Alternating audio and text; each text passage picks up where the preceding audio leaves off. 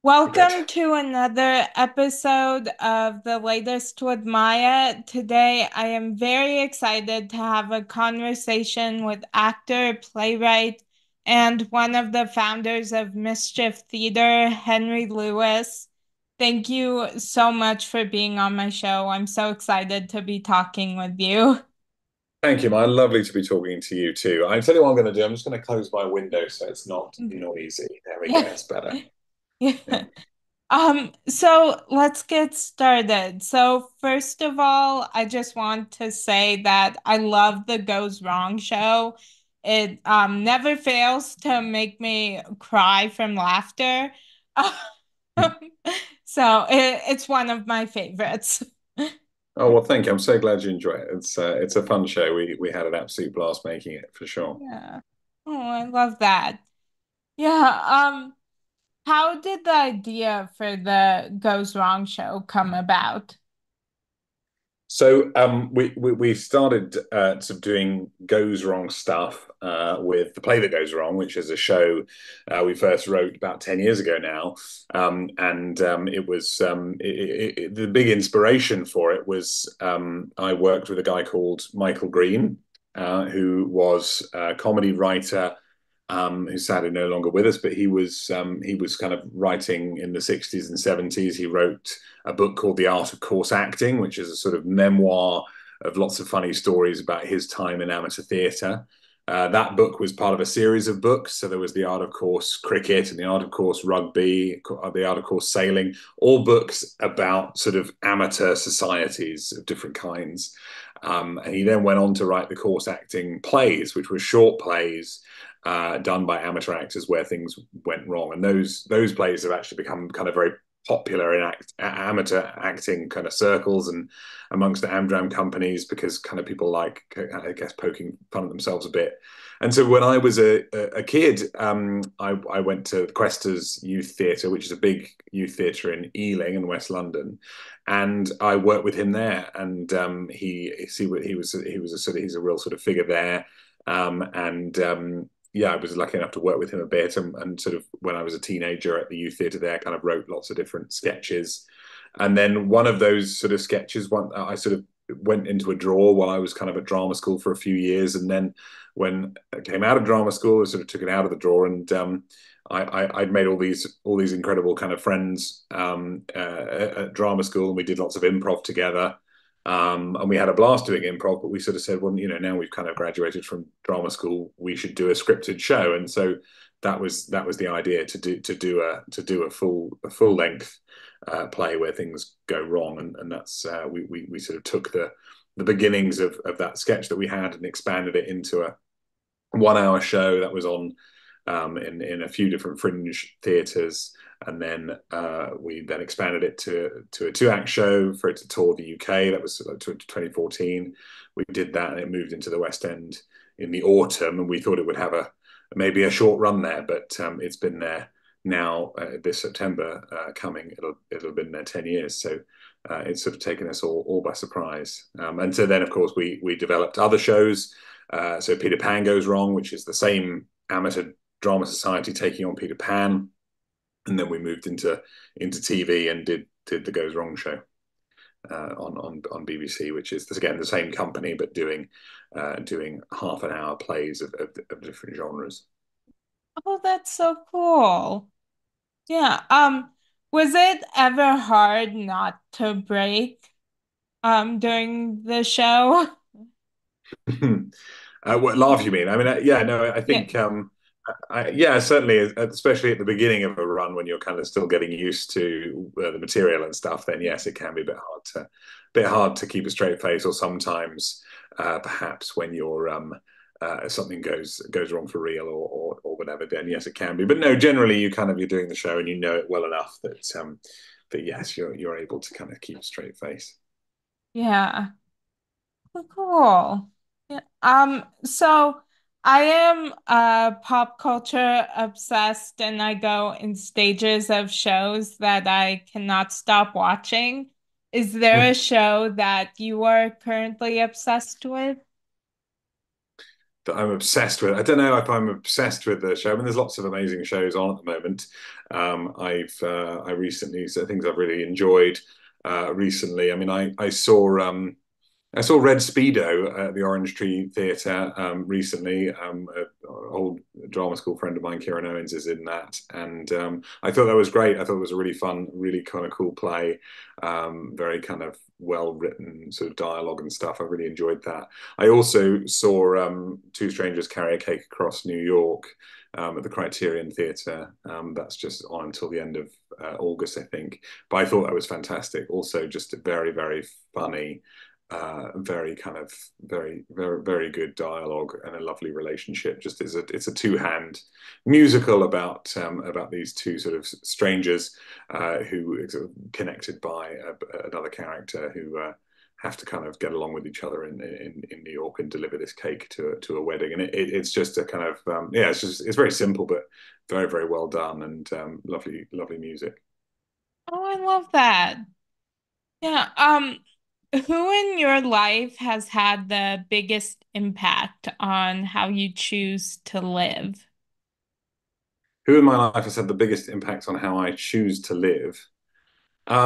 This is a very good question. I don't know. I mean, I suppose generally I would say, I don't know, the mischief team. I suppose, we've kind of been a group of friends who met at drama school and who've now worked together for kind of 15 years or so. So I would say, I guess the whole team collectively has had a big influence on who I am and how we operate as a theatre company. And I suppose my family and my personal life as well. Oh, that's so cool. I love that. Um, so if you had a warning label, what would yours say? A warning label. I think it would probably say, be careful, loud man, I suppose. I can be a bit loud sometimes, I suppose, but I try not to Yeah. Yeah, one of my favorite moments in the Goes Wrong show was when you're talking about acting and if you forget your lines, just run screaming towards the camera. give Um advice. yeah, that was my one of my favorite moments. Yeah, I enjoyed the masterclass very much. It was a strange time that the second series because it was sort of during COVID, so we didn't have an audience for most of it, which Yeah. normally we would. It's quite kind of the audience is quite a big part of it, so it was unusual recording that, but it was really good fun. I enjoyed the masterclass very much. Yeah. Oh, cool. Yeah, I after watching the whole show, I went through watching like clips from different um like skits you've done, and I really loved the one about COVID and like Mm. going to dinner. I loved that one. Yeah, that's good fun. You can see it on YouTube. I think it's Yeah, yeah, it was we did it for Children in Need, yeah, which was yeah in the sort of I don't know, I guess maybe a sort of autumn 2020 kind of time, and yeah, so it was in the middle of all the COVID restrictions and everything. Yeah. yeah. Yeah, I yeah, I remember I when I started watching the show, I was telling my mom and my sister about it. Like you have to watch this show. I remember the second episode, like I was just in tears. I was laughing so hard. What about World War II? Um, yeah, I Yes. love that it was in the 1960s and Yeah, no, it was good fun that episode. We very much enjoyed that one. That was I think that was the first one we filmed, but I think it went out. Yeah, it went out second when it went out on the BBC. No, I mean we had a blast. It was really really fun putting them together. Quite challenging as well. Lots of different physical kind of bits of business, but yeah, no, I thought that one was really fun for sure. yeah, yeah. Did you have a favorite episode to film? I don't know. I mean, they were all good fun for different reasons. The trial to watch, the legal one in the Oh, first series, is was particularly good fun. I think it was quite challenging to rehearse it because we had sort of all the sets. So there's lots of different sets in that one, yeah. all kind of laid out in weird places and stuff. And the sets are moving all the time in the episode, so we couldn't do a lot of that in the rehearsal room. So I think we were a bit nervous when we went into the studio whether all that was going to work. And so it was really nice when it all came together. I think during the filming, that was definitely good fun. I think we had a lot of fun filming the lodge. It was quite fun because we were able to do quite a lot of the physical stuff. There's a sequence with a stair lift in that one, and the stair lift goes out of control. We were able to do lots of that in front of the audience, which was really nice because quite often with that, the big stunts, you have to kind of pre-record those, but with that one, we could do it live. So that was really nice. And then we had, I mean, there were all sorts of different ones. There were some that were a bit more kind of, generally the ones where we could do lots of stuff live were particularly fun to record.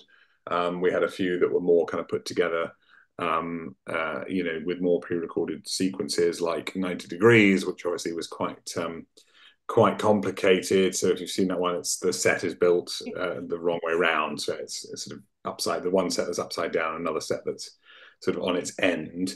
And so yeah, lots of that had to be pre-recorded. There was quite a lot of physical stuff, quite an uncomfortable few days, everyone sort of hanging off of walls and things. So that was an interesting one. But I mean, they were all great fun for different reasons and all sort of challenging in different ways. Yeah. Cool. Yeah, I was just right before this interview, I was watching the Christmas episode in the first Mm. season, and I thought that one were, I mean, all of them made me cry. I was laughing so hard, but that one in particular, I was just in tears the whole time. I remember the first time I watched it, I was just in tears. It was good fun, that one. Yeah, and it was a fun take on the whole kind of on the whole Santa thing, and it was weird. I mean, I think we filmed that one in sort of April time, so it was kind of quite far from Christmas. So it was an unusual kind of day with the whole Yeah. audience in kind of elf hats and all that kind of thing. But it was yeah, it was really lovely. Yeah. Oh, cool. Yeah. So what genre of movie would your life story be told as? What genre of movie would my life story be told as? I don't know. I mean, I suppose I don't know. I guess I'd maybe have to say I would hope it would be a kind of adventure story. I suppose Yeah. I certainly feel very lucky to have gone on the adventure with kind of mischief, and through kind of my our work together and my career. It's been yeah, it's been really exciting, and we've gotten to sort of travel to some amazing places and meet some amazing people, work with some really cool people. So yeah, I certainly feel very fortunate to have had a real kind of adventure throughout these years. Yeah. Oh, I love that. Um, what small things bring you joy on a daily basis? Well, I mean, small things. I don't know. I guess no, I just kind of I love a good chat. I suppose laughter would definitely be up there as something that I think is really important. And I think a really good way to kind of keep things in perspective, and when things feel difficult, finding a way to laugh about them, I think is a good way to kind of find joy. I quite like food. That brings me quite a lot of pleasure, probably more than it should. And yeah, I mean, just spending time with friends, with my partner, with my family, our pet cat. Just having sort of simple time at home is always lovely. I enjoy that sort of simple things. I like traveling very much as well.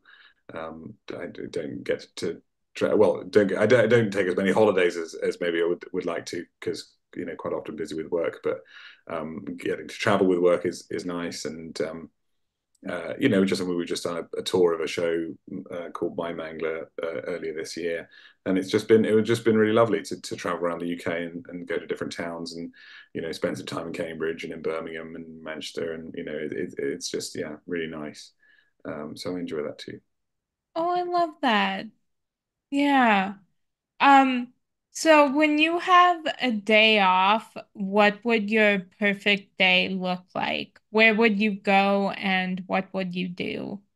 Well, I don't know. I mean, there's all sorts of different days off. I think probably sort of taking a bit of a trip or trying to be outdoors is always quite nice because working in theatre is amazing, but you're often indoors all the time. You don't get as much daylight as you should.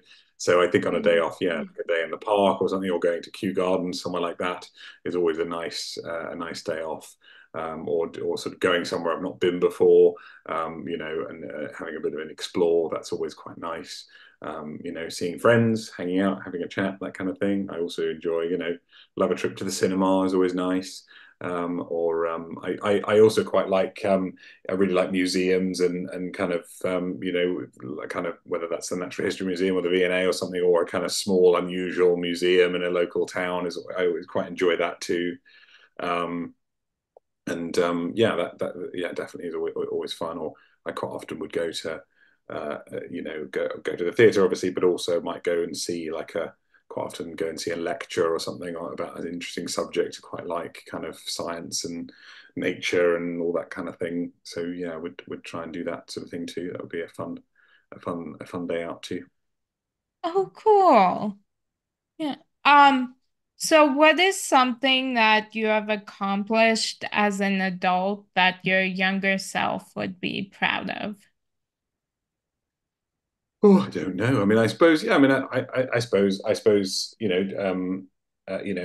play that goes wrong. I mean, we're celebrating the 10th anniversary. I think that would be something that probably my younger self would be proud of. We certainly didn't realise that would go into the West End at all. Let alone kind of have such a long run. So I think that's definitely something. And certainly when I was kind of in my late teens, I definitely knew I kind of wanted to work in comedy. We when we started out as Mischief, we kind of were trying to find ways to do that was kind of where we could achieve what we wanted to achieve creatively, but also kind of earn a living doing that. That was always kind of the goal, and we've managed to achieve that. So that's been a nice thing, and it's been exciting to kind of be able to kind of share laughter and stuff is something I guess I guess I'm proud of. Oh, I love that. Yeah. So what are people surprised to learn about you? What are people surprised to learn about me? Well, I don't know. I mean, I'm not. I don't know. I don't think I'm a particularly surprising person. I think. I guess. I mean, I suppose. So I as well as my sort of comedy life, I have a slightly separate life now in that I run a second company called the Mystery Agency, and we create like sort of mystery, like play at home escape room mystery experiences. And we've released a book last year, sort of like a sort of mystery solving puzzle book. So I kind of do a bit of that, which is a bit different from comedy. And so sometimes people are surprised to find out that I do that as well. That's a bit of a surprise. Um, I don't know what other surprises. I don't know. There's not many. I mean, I suppose no, I can't think of anything else that would be particularly surprising other than what people might know already. Well, that's so cool. Yeah. I love that.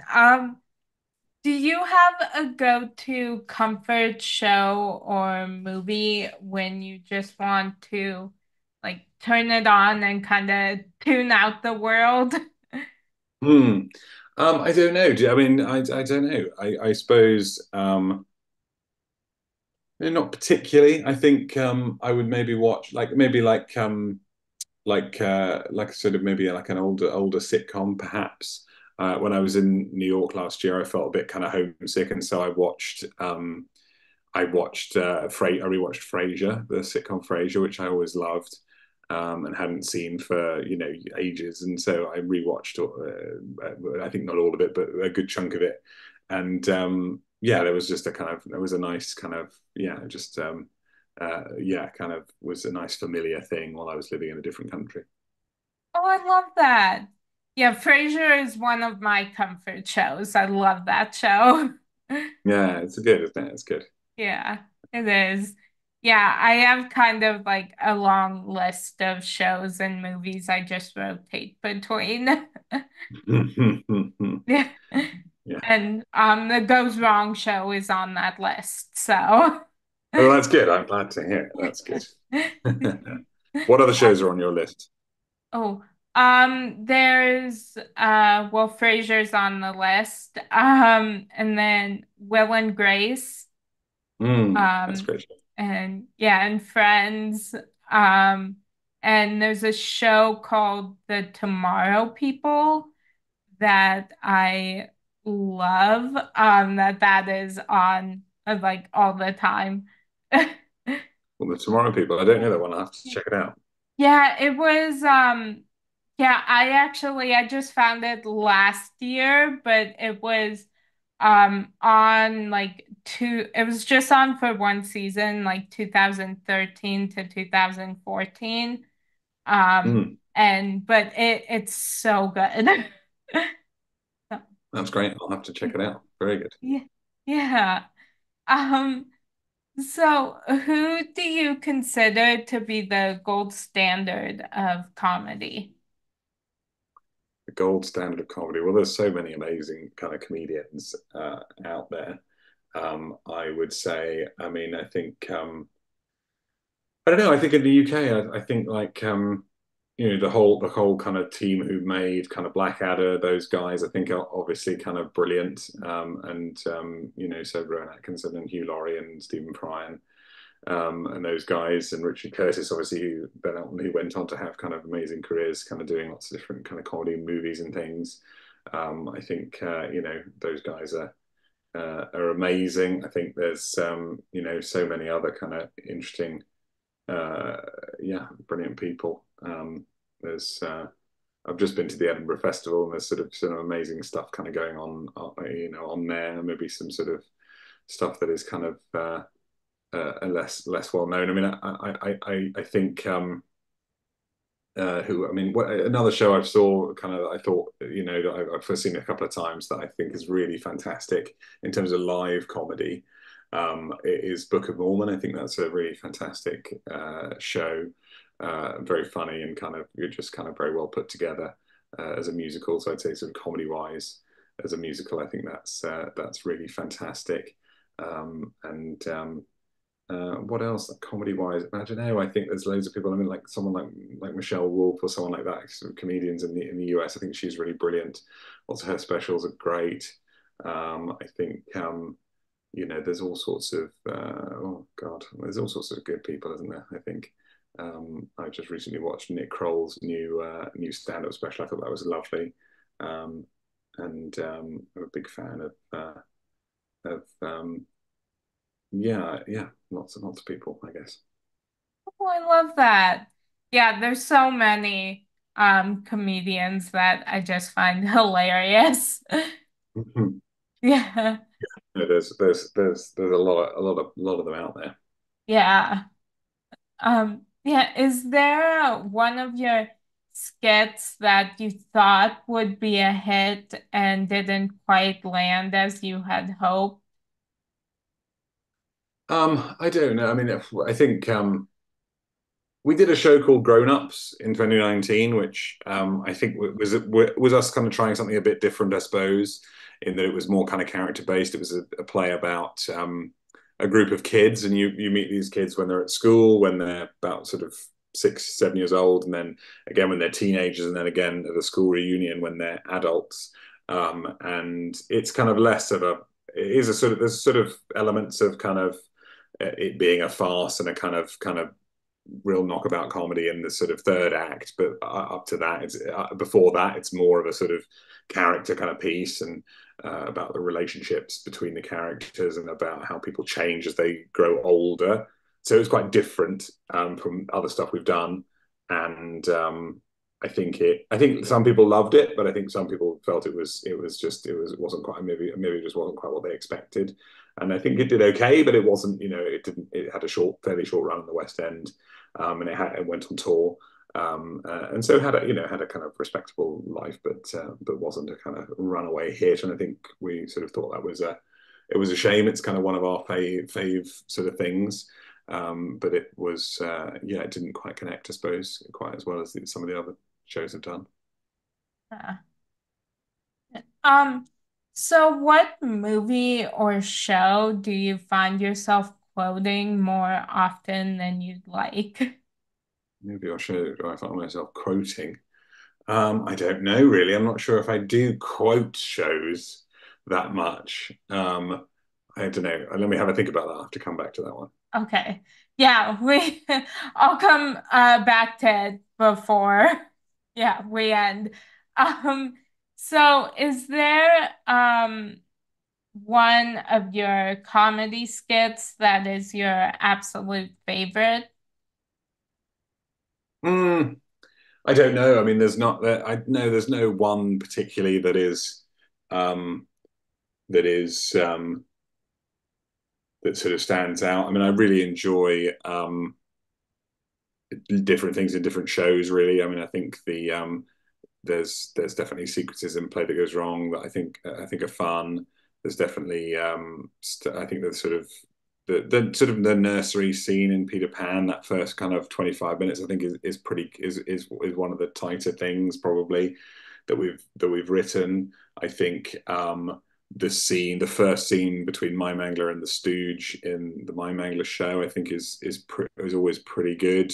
Um, and is a good, really kind of good sort of warm up piece. I think the opening scene of the comedy about a bank robbery, I think, is really fun as a kind of you know opener to the show. Um, just very kind of very silly. Um, and then there's lots of stuff in the Goes Wrong show that I would say is really fun. I really enjoyed I mentioned already uh, the Trial to Watch episode. There's a scene in that where we have a very small set and only the actors' heads can fit into the set. I thought that was really fun. Um, Yeah. yeah, so there's a few, I guess. Yeah. Oh, I love that. Yeah. Um, yeah. So before I get to my final question, um, Mm. did you think of a show or movie that you quote? I don't know about quoting, but one of my favorite films ever is Jurassic Park. I really love that movie. I think that's such a kind of classic of cinema. So I suppose I put that up there as my fave. Yeah. Oh, I love that. Yeah. Um, so my final question for you is so I love inspiring and motivational quotes. And this week my favorite quotation is I didn't come this far to only come this far. Is there a quotation that has inspired you lately? Oh yeah, I mean there's lots of ones. In fact, I've got one actually that I love that I'm going to quickly look up so to make sure I get it right because I don't want to say the wrong thing. But it's an Einstein quote from Albert Einstein. So let me find it. Um, it's about well, I mean, there's a few. I mean, there's a few good ones that he's got, um, and I mean, imagination is more powerful than knowledge. All that kind of thing. Um, uh, but yeah, I mean, there's a great one that is this is the one I was thinking of. There's lots of good ones from him, but strive to not be a success, but rather to be of value. I think that's really nice. Um, and another one that he on his list here that I've just seen that I think is also great is a person who never made a mistake, never tried anything new. I think that's good too. Yeah, I love those. Yeah. Good. Yeah, those are great ones. Um, well, that was my final question for you. I've had so much fun talking with you. I so appreciate your taking the time to join me. So thank you. No, it's been a pleasure. Thank you so much, Maya. Lovely to talk to you too. Thanks for your time. Thank you. Yeah, and I hope you have a great rest of your day. Thank you very much. You too. Thank you.